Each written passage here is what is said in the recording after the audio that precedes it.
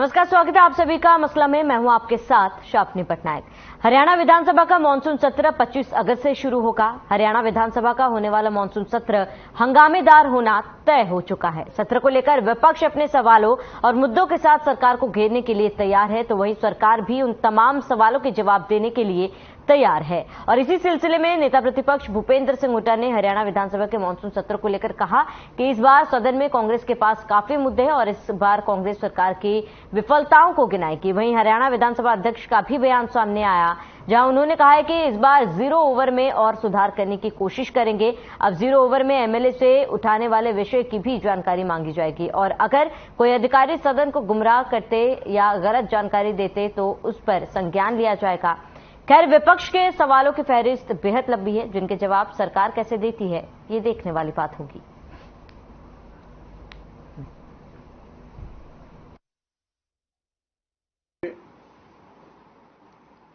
हर सत्र से पहले जितने भी प्रश्न आते हैं उन प्रश्नों में से जो स्टार्ड क्वेश्चन होते हैं, तारांकित प्रश्न जो होते हैं, उन तारांकित प्रश्न का ड्रॉ निकलता है। सभी जो प्रश्न हैं, चाहे वो अब तारांकित प्रश्न जो जिनको हम कहते हैं और अतारांकित जो अनस्टार्ड है। स्टार्ड क्वेश्चन जो हमारे 396 जो हैं वो स्टार्ड क्वेश्चन आए हैं और 259 अनस्टार्ड क्वेश्चन है। विफल सरकार की विफलताएं हैं, उनको उजागर करेंगे। जो हमारी जिम्मेवारी विपक्ष के रूप में वो विधानसभा में करेंगे, क्योंकि ये सरकार जो है पूर्ण रूप से विफल सरकार।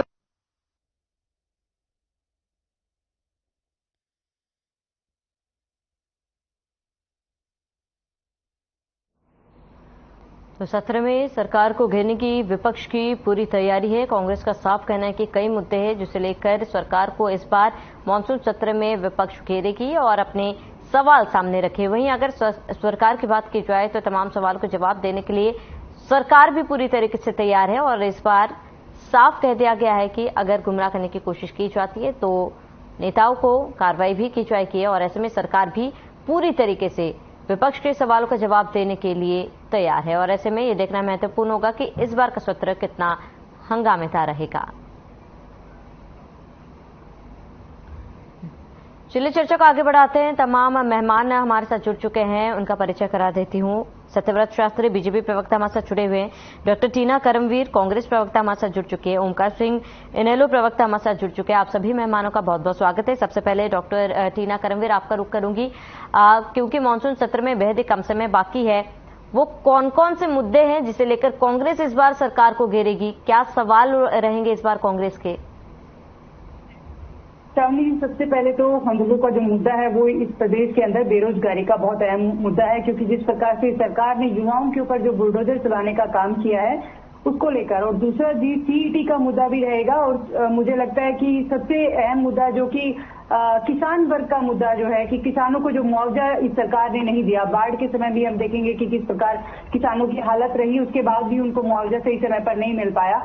और जिसे हम प्रमुख मुद्दा ये भी कहेंगे कि देखिए, हम जनप्रतिनिधि की बात करते हैं, उनको लगातार धमकियां मिल रही हैं। हालांकि उसमें भाजपा के भी कुछ लोग हैं जिन विधायकों को धमकी मिली है, लेकिन मैं ये साफ तौर पर कहना चाहती हूँ, देखिए केंद्र सरकार की रिपोर्ट के बाद ये बहुत गंभीर रिपोर्ट थी कि जिस तरीके से सामाजिक प्रगति रिपोर्ट आई और उसमें अन्य राज्यों की तुलना में हरियाणा प्रदेश की जो स्थिति है वो बहुत जिसे हम कहें पिछड़ी हुई है, पिछड़ी रही है। और मुझे लगता है कि सत्र में जब हम ये मुद्दा उठाएंगे तो मुझे लगता है कि मुख्यमंत्री साहब इस पर भी अपना कोई जवाब दे, क्योंकि ये रिपोर्ट हमने नहीं बनाई। ये बार बार कह देते हैं कि सीएमआई की रिपोर्ट में कांग्रेस के कार्यकर्ता हैं और इस तरीके से रिपोर्ट पेश की जाती है, क्योंकि ये रिपोर्ट जो है केंद्र सरकार की तरफ से है और डबल इंजन की सरकार है। तो अब इसमें बताएं कि आपने इस प्रदेश की हालत कैसी कर दी। कानून व्यवस्था के नाम पर कुछ नहीं है, पूरे प्रदेश में भय का माहौल है, लगातार आमजन जो है वो बड़ा परेशान है और भय में जी रहा है। इसके पीछे कारण यही रहा कि मणिपुर से जो हिंसा चलती रही वो नूह में जाकर थमने का नाम नहीं ले रहा, नूह में भी। और नूह में हम ये मानसून सत्र में सवाल उठाएंगे कि गृह मंत्री से मुख्यमंत्री ने इस्तीफा क्यों नहीं लिया, क्योंकि मुख्यमंत्री और गृह मंत्री, हम एक तो ये कहना चाहते हैं दोनों की विफलता की वजह से नूंह में जो हिंसा हमने देखी वो सबके सामने है। और आज भी देखिए वहां पर कोई न्यायिक जांच हम लोगों के सामने नहीं आई है कि कोई ऐसी न्यायिक जांच हो जो सबके सामने हो। और दूसरी बात मैं बताना चाहती हूँ, देखिए जो खासकर महिला सुरक्षा को लेकर इस सरकार से हमें कोई उम्मीद तो नहीं है, लेकिन हम चाहते हैं कि महिला सुरक्षा, क्योंकि लगातार इस प्रदेश में ऐसी घटनाएं सामने आ रही हैं जिस पर ये क्योंकि मुख्यमंत्री तो पहले ही पल्ला झाड़ चुके हैं, लेकिन फिर भी मैं कहना चाहती हूँ और हम चाहते हैं कि सत्र में ये मुद्दा बिल्कुल उठाया जाए। और जिस मुद्दे को जिस क्षेत्र से मैं आती हूँ, मैं बावल विधानसभा से आती हूँ, तो वहां पर जो ये एक मंत्री के द्वारा जो घोटाला किया गया है, अमृत योजना के तहत जो घोटाला, हमारी सरकार ने उसके ऊपर प्रेस कॉन्फ्रेंस की, लेकिन ये सरकार जो है उनकी यहाँ तो ईडी सीबीआई नहीं भेजती, लेकिन विपक्ष के नेताओं की यहाँ तुरंत ईडी सीबीआई भेजती है। तो मुझे लगता है ये 6-7 ऐसे मुद्दे हैं, और 6-7 ही नहीं, ऐसे तो बहुत सारे मुद्दे हैं जिसके ऊपर ये सरकार हमेशा से विफल रही। लेकिन मैं ये शुरुआती दौर पर तो यही बताना चाहती हूँ कि हमारे पास मुद्दे इस समय इतने हैं क्योंकि ये सरकार को घेरने के लिए और इनसे जवाब मांगने के लिए, और इस बार ये जवाब देने से बच नहीं सकते। मुझे लगता है ये आखिरी इनका सत्र होगा, उसके बाद ये सरकार इनका बस्ता तो पैक होने ही वाला है, लेकिन हम चाहते हैं इस पर ये जवाब देकर जाएं। जी ठीक है डॉक्टर टीना, लौटूंगे आपके पास। सत्यव्रत शास्त्री जी, तमाम मुद्दे टीना करमवीर ने उठाए हैं और साफ तौर पर विपक्ष का कहना है कि उनके पास इस बार मुद्दे बहुत है, लेकिन सरकार की बात की जाए तो फिलहाल सरकार कितनी तैयार है?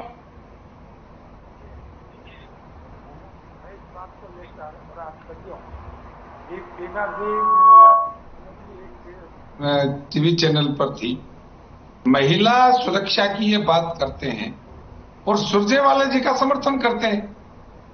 जब मंच के ऊपर बैठकर मां बहन बेटियों को किस प्रकार से अभद्र भाषा का प्रयोग करते हैं, मानसिकता तो इनकी देखनी चाहिए।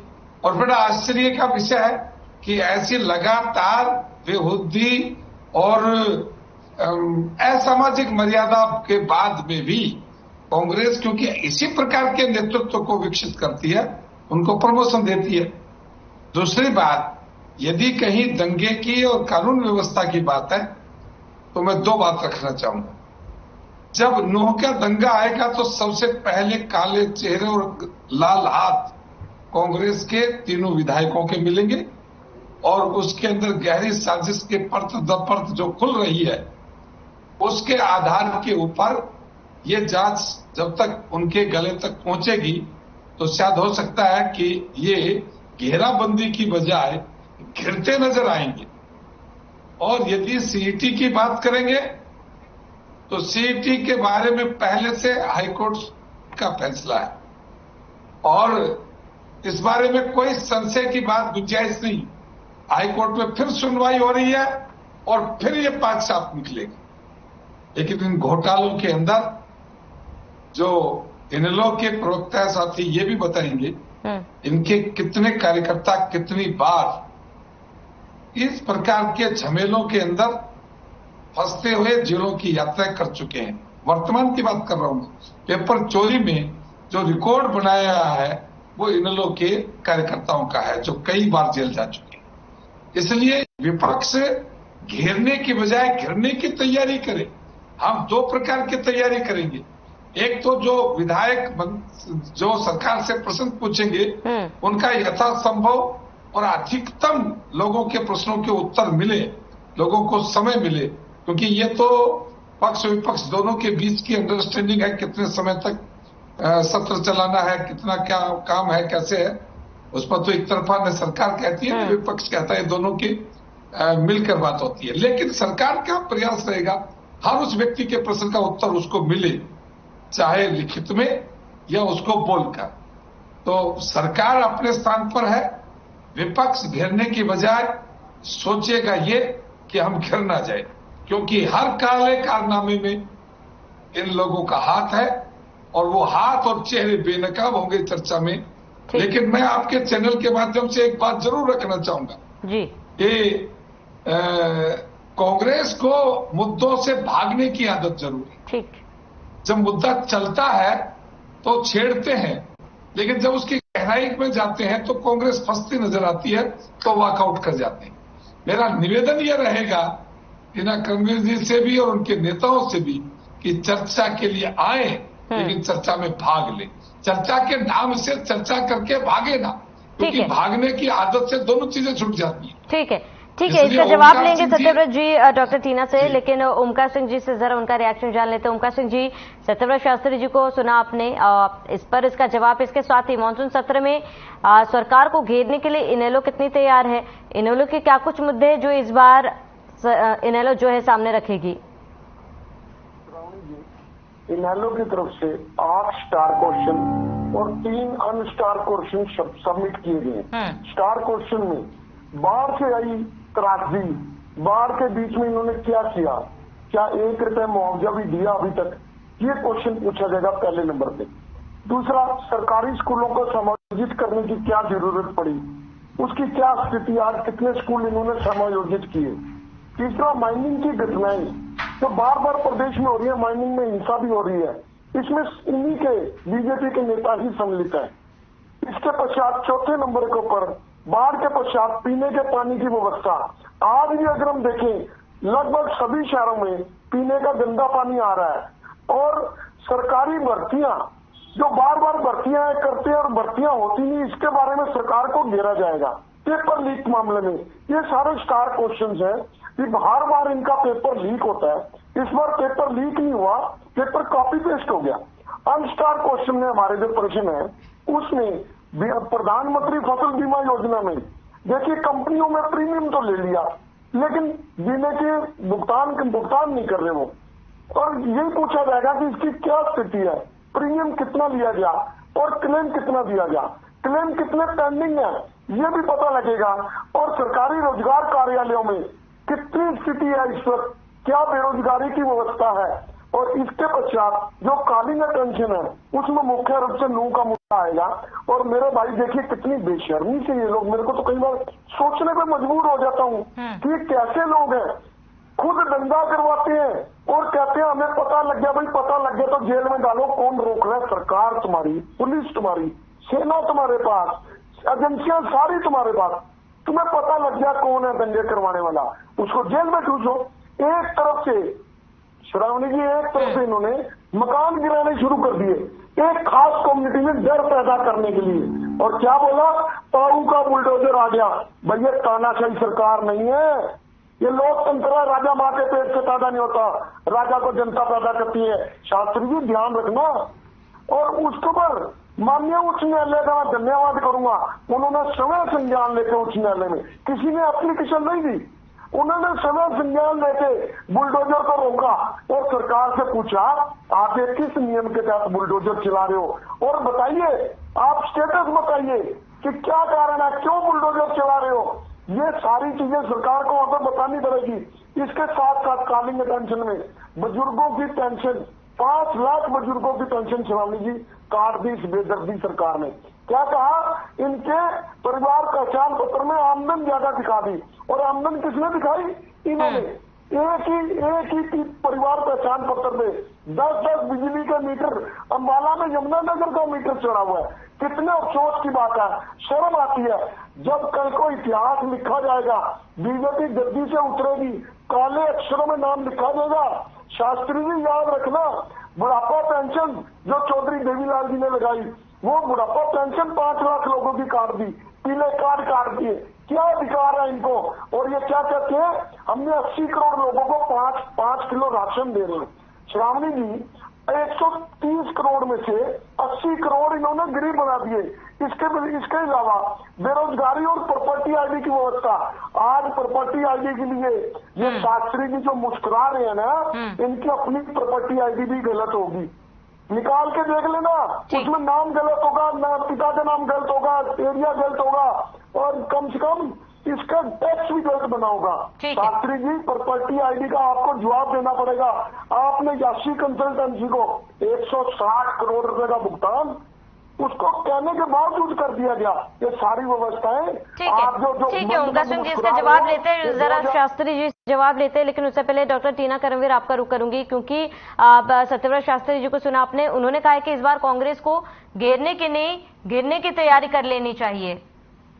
देखिए देखिए इनकी अहंकारी जिसे सोच कहें वो कितनी है, अहंकारी सोच। क्योंकि देखिए ये कह रहे विपक्ष को घेरने की कोशिश करेंगे। बताइए सरकार में ये है, सवालों के जवाब ये देंगे या हमसे सवाल करेंगे? सारी सरकार आपके पास है, 9 साल 1 दशक के करीब इनकी सरकार रही है, सवाल इनसे पूछा जाएगा, सत्ता इनके पास है। इनसे क्यों नहीं सवाल पूछा जाएगा कि इनके एक मंत्री हैं राव इंद्रजीत, वो लगातार कह रहे थे कि किसने इनको इजाजत दी कि यात्रा के समय जो है हथियार लहराते हुए लेके जाए। इनकी खुद का इनके मंत्री कह रहे हैं, अपने मंत्री को जवाब नहीं दे पाए, ये हमसे जवाब की उम्मीद कर रहे हैं। हम तो इनसे सवाल पूछेंगे कि जिस प्रदेश में आज तक हिंसा नहीं हुई उस प्रदेश को आपने हिंसा में झोंक दिया। जिस प्रदेश में रोजगार में, जिसे कहें कि रोजगार में नंबर 1 एक समय जब हमारी सरकार थी, आज वो उसने बेरोजगारी में नंबर 1 कर दिया। इनसे सवाल पूछा जाएगा कि जब पूरे प्रदेश में आप ही ने बेटी बचाओ बेटी पढ़ाओ चलाई, आज आपके मंत्रियों के इतने, आप ब्रजभूषण का नाम देख लीजिए, संदीप सिंह का नाम है, आप उनको बचाने में लगे हुए हैं। आप बेटियां सवाल, हम ये जो मानसून सत्र में जब सवाल पूछेंगे वो बेटियों के द्वारा, क्योंकि बेटियों के दर्द को हम महसूस कर रहे हैं, क्योंकि ये सरकार जो है किसी की सुनती नहीं है। इनके यहाँ तो कोई चले जाए, ये पूछते हैं पहले कि आप बीजेपी को वोट दिया था कि कांग्रेस को वोट दिया था, तो ये तो आइडेंटिफाई करते हैं। आपने जनसंवाद में सबने देखा कि किस तरीके से इन्होंने व्यवहार किया है अन्य दलों के साथ। तो इनकी जो कार्य प्रणाली है वो एकदम, जिसे कहें कि इन्होंने सिर्फ झूठ बोलने का काम किया है। और सत्र में अब इनसे सारे सवाल इसलिए भी हम पूछेंगे क्योंकि देखिए युवाओं का, हम तो बार बार कह रहे थे, इनसे एक विनती कर रहे थे कि जो HSCC इन्होंने खोल रखा है भ्रष्टाचार का अड्डा, उसको तुरंत प्रभाव से डिसॉल्व करना चाहिए, उसका विखंडन कर देना चाहिए। क्योंकि देखिए कोई भी ऐसी संस्था जो कि युवाओं के ऊपर लगातार, देखिए कितने घोटाले हो रहे हैं, लेकिन ये सरकार ध्यान देने की कोशिश नहीं कर रही। इन्होंने ED CBI जिस तरीके से संस्थाओं का दुरुपयोग लगातार करते आ रही है। मैं विश्वविद्यालय की बात कर लेती हूँ। विश्वविद्यालय में नौकरियों के लिए लगातार जो है RSS अगर किसी को रिकमेंड कर देती है तो उसकी भर्ती हो जाती है, अदरवाइज तो ये नॉट फाउंड सुटेबल कैंडिडेट घोषित कर देते हैं।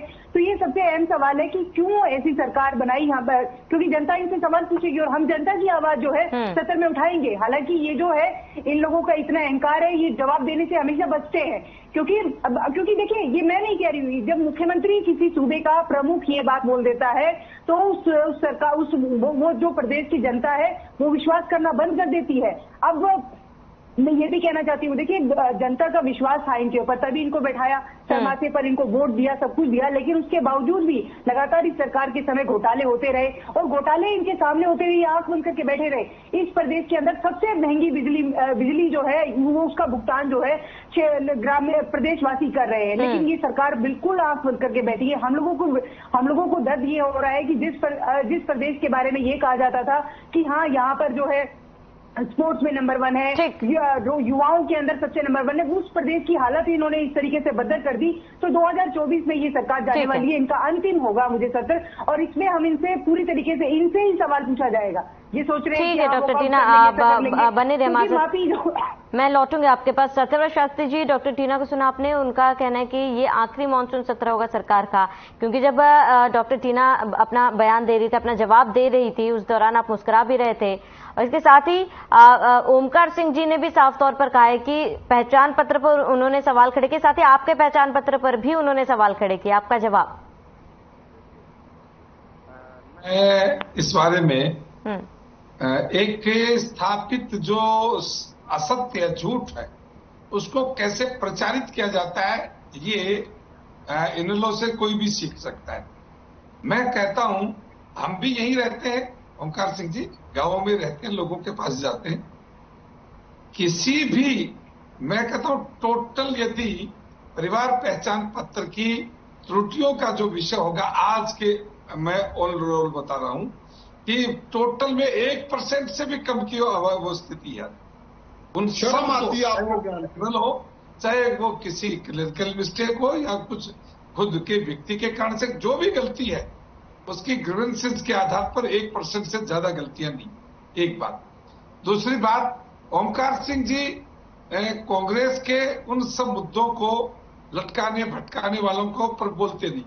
उन्होंने अभी तक न तो सुरजेवाला का समर्थन किया न विरोध किया। मैं पहले बार भी कहा, उस पर वो नहीं बोले कि सुरजेवाला ने बहन बेटियों के लिए जो कहा उसके बारे में आपका क्या मत है। और जो जनता आज तक आपको समर्थन दे रही थी, तो देवता थी। देखिए, जनता के मुद्दे नहीं दिख रहे आपको, सुरजेवाला जी का बयान दिख रहा है, बार बार घूम फिर के वही आते हैं। ऐसे तो देश के प्रधानमंत्री को भी माफी मांग लेनी चाहिए थी शशि थरूर से, ऐसे तो देश के प्रधानमंत्री को सोनिया जी से भी माफी मांगनी चाहिए थी। जर्सी गाय और दादा का क्या बोला, ऐसे तो राहुल गांधी जी से भी माफी मांगे, ऐसे तो देश के प्रधानमंत्री को माफी मांगनी चाहिए कि नहीं मांगनी चाहिए, आप बताइए। तो ये ग्राउंड आपको दिख रहा है, आपको ये नहीं दिख रहा कि उन्होंने मानसिकता ये नहीं कहा है, वोटर्स की मानसिकता होगी, यानी राक्षसी मानसिकता होगी। तीसरी बात मैं कह रहा हूं कि मैंने तो पहले भी कहा कि सत्र के दौरान चर्चा करना, टिककर बैठना, सुनने की क्षमता रखना, प्रश्न तो करेंगे आप ही, सत्ता पक्ष के कोई प्रश्न नहीं होते, प्रश्न तो विपक्ष के ही होते हैं, लेकिन उनके उत्तर को सुनने के लिए धैर्य की जरूरत विपक्ष को होगी। उस पर चर्चा का उत्तर जो देंगे उसको आपको। और ओमकार सिंह जी, लोग अपराधी जब आए हैं तो जेलों में पहले भी गए हैं, लेकिन सरकार का एक सिस्टम है, पहले जांच एजेंसियां जांच करती हैं, फिर वो जांच एजेंसियां कोर्ट में जाती हैं, कोर्ट अपना फैसला देता है और फैसले के बाद वो लागू होता है। ये सारी प्रक्रिया आप तो अच्छे से भुक्तभोगी है, आपने तो अच्छे से देखा इन सब चीजों को, अब इतना उतावलापन क्यों? कांग्रेस के लोगों की भी करतूतें जो हैं वो सीधी सीधी आएंगी तो भी वही स्थान मिलेगा जो उनका स्थान है। आप 1% भी चिंता ना करें, लेकिन मेरा मामला ये कहना यह है कि आप जिससे बुढ़ापा पेंशन की बात करते हैं, आपका तो समय बहुत पुराना हो गया, उस समय तो मैं नहीं कहता कि बहुत ज्यादा घपले होंगे, लेकिन कांग्रेस ने 10 साल के अंदर ताऊ देवीलाल के उस सपने को चकनाचूर करके और किस प्रकार से आपाधापी के लिए अपने लोगों को जो इन्होंने पेंशनें दी, और पेंशन ओमकार सिंह जी नियम कानून के साथ मिलती है, 5 लाख कटी है तो 10 लाख के साथ जुड़ी भी है। आंकड़ा आप उसको बोलते नहीं, ये आपको ध्यान नहीं है, मैं बता देता हूं। जब आप पीले राशन कार्ड की बात करते हैं, बीपीएल की बात करते हैं, तो कांग्रेस के समय में किस प्रकार से एसी गाड़ी और बंगले वाले लोगों को पीला कार्ड बनवा दिया, वो कटेंगे नहीं क्या? कटना नहीं चाहिए क्या? और उसके बाद जब जुड़ते हैं लाखों कार्ड, 7 लाख से ऊपर के कार्ड बनते हैं, वो दिखाई नहीं देता, लेकिन चोरी के साथ, हेरा फेरी के साथ जो सरकार की सुविधाओं को का गला घोटकर अपने लोगों को देते हैं। और अभी तो मैं बता रहा हूं ओमकार सिंह जी, आपके समय के लोग तो मैं नहीं मानता कि इतने लोग होंगे गलत लोग उस समय, लेकिन कांग्रेस के जिन लोगों ने 45 साल की उम्र में पेंशन बांधने का जो काम किया था, उनकी वेरिफिकेशन चलती रहेगी। ठीक। क्यों? कि वो जब पेंशन का रिकॉर्ड आएगा कि ये व्यक्ति कितने समय से पेंशन ले रहा है। ठीक है। आखिर परिवार पहचान के माध्यम से श्रावणी जी उम्र उसकी अब हुई है 60 साल, लेकिन पेंशन ले रहा 15 साल से। ठीक है, ठीक है सत्यव्रत शास्त्री जी, जरा ओमकार सिंह जी से, क्योंकि ओमकार सिंह जी आपके तमाम सवाल का जवाब दिया सत्यव्रत शास्त्री जी ने, क्या आप उनके जवाब से संतुष्ट हैं? श्रावणी जी, इन्होंने मेरी एक बात का भी जवाब नहीं दिया। ये ऐसे बेशरम लोग हैं, ये कहते हैं 1% भी गलती नहीं। अरे आपके मुख्यमंत्री ने बोला, आपके मुख्यमंत्री ने 8.5 लाख गलतियां प्रॉपर्टी आईडी में बताई उन्होंने। वो ऐसी है कि ठीक नहीं हो सकती है, क्या उसमें कितने काम करते हैं और उनकी वो आंकड़ा खड़ा ही रहेगा क्या? पहले का आंकड़ा खड़ा ही रहेगा। आपसे भी मुझे लगता है कि बेशर्म आदमी कोई प्रवक्ता नहीं होगा, इतना बेशर्म कि 6 महीने के आंकड़े को भी दुरुस्ती का आपको आंकड़ा दिखाई नहीं देता। 6 महीने पहले के बयान को आज तक जब उसके ऊपर वर्क हो रहा है तो वो डाउन आएगा कि नहीं आएगा? आप ऑनलाइन बताइए, ऑनलाइन बोलती है कि समय की कमी है हमारे पास। शास्त्री जी ओमकार सिंह जी को जरा सुन लेते। जी ओमकार सिंह जी। जी देखिए, आज प्रदेश का प्रत्येक वर्ग परेशान। बाढ़ से क्या स्थिति हुई, शिक्षा का स्तर कहां से कहां चला गया, बेरोजगारी की क्या स्थिति है, नशे की क्या स्थिति है, इनको कुछ नहीं नजर आ रहा। इनकी आंखों में धृतराष्ट्र की तरह पट्टी बंधी हुई है, और वो पट्टी कब खुलेगी? 2024 में जनता खोलेगी, जब ये जमीन पे आकर गिरेंगे। और दूसरी बात देखिए, आज ये स्कूलों को मर्ज करने की बात करते हैं, शिक्षा का व्यवसायीकरण हो गया और इन्हीं के मंत्री संतरियों के मुख्य स्कूल इन्हीं किए हैं, क्या कोई कार्रवाई नहीं करते? कल उन्होंने मुख्यमंत्री जी ने कॉलोनियां ऑथराइज करी, उन कॉलोनियों में माला की कोई भी कॉलोनी नहीं। और दूसरी बात, अरे भाई ऑथराइज कर रहे हो, जनता पे एहसान कर रहे हो, कुछ एहसान नहीं कर रहे। ये जो कॉलोनियां अनऑथराइज करती हैं, ये बीजेपी वाले ही काट रहे हैं। ठीक है ओमकार सिंह जी, देखिए समय की कमी, हमारे पास चर्चा को यहीं रोकना पड़ेगा। ओमकार सिंह जी जुड़ने के लिए बहुत बहुत शुक्रिया। सत्यव्रत शास्त्री जी जुड़ने के लिए बहुत बहुत शुक्रिया। डॉक्टर टीना करमवीर आपका भी जुड़ने के लिए बहुत बहुत शुक्रिया। तो मानसून सत्र को लेकर सभी पार्टियां तैयार है, जहां पर विपक्ष अपने सवालों के साथ तैयार है, तो वहीं सरकार भी सवालों के जवाब देने के लिए तैयार है। अब इंतजार है और देखना ये होगा कि इस बार का मानसून सत्र कितना हंगामेदार रहेगा। फिलहाल इस बुलेटिन में मेरे साथ इतना ही। देश प्रदेश की तमाम बड़ी खबरों के लिए बने रहे हमारे साथ।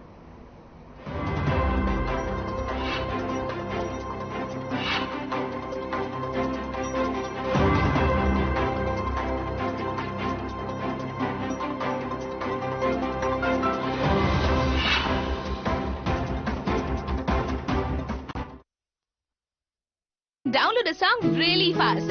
I can